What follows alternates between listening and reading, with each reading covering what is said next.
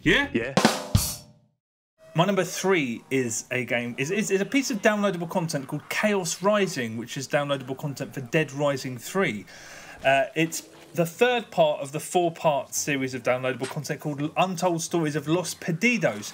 This Chaos Rising arrives 2 weeks after Fallen Angel, which in turn was only 3 weeks after Operation Broken Eagle, which is a little bit strange, because it appears brazenly obvious that what Capcom have done is they finished the downloadable content, because the big patch was before Operation Broken Eagle. It was several gigs, and the Fallen Angel and now Chaos Rising, it's like you download a key to unlock it. So I don't know why they're staggering the releases, because they could have just given them to you all at once. It's, I assume, to create the illusion that these things are still being worked on when they're not.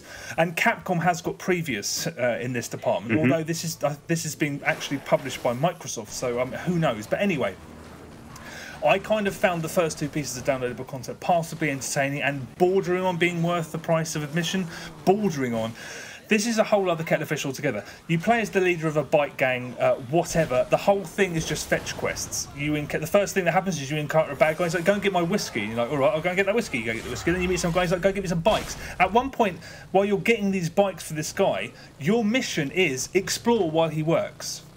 And I'm like, what? Explore? And they're just like, explore. That's the mission. Go and walk around and do something. Make your own entertainment and then come back later. Thankfully, that only takes about sort of 10-15 minutes, and annoyingly, I've spoken about this when I talked about the last 2 bits of DLC. They do the same thing again, which is they construct the central mission around you pick up a vehicle and you have to drive from A to B and ensure that it doesn't get damaged. It was boring the first time, it was boring the second time, and Christ almighty, it's fucking boring this time. The whole thing is so dull that I just ran through most of it. I couldn't even be bothered to kill zombies, which is something I've never been able to say about any aspect of Dead Rising 3, because that's what the game is. It's the joy of stopping for a minute and just destroying other zombies. I could not be bothered here. There are glitches galore.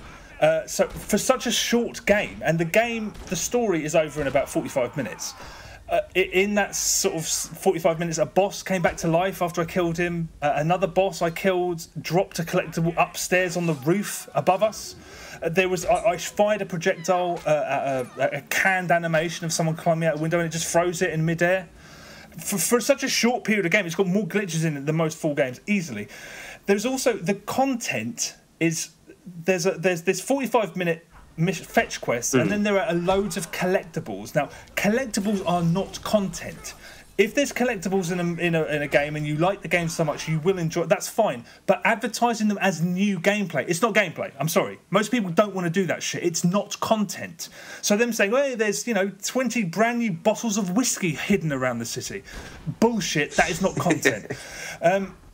Will the 4th part of this downloadable content be amazing to redeem the whole package? I think it's highly unlikely. This is an abject lesson in what a risky proposition those season passes can be.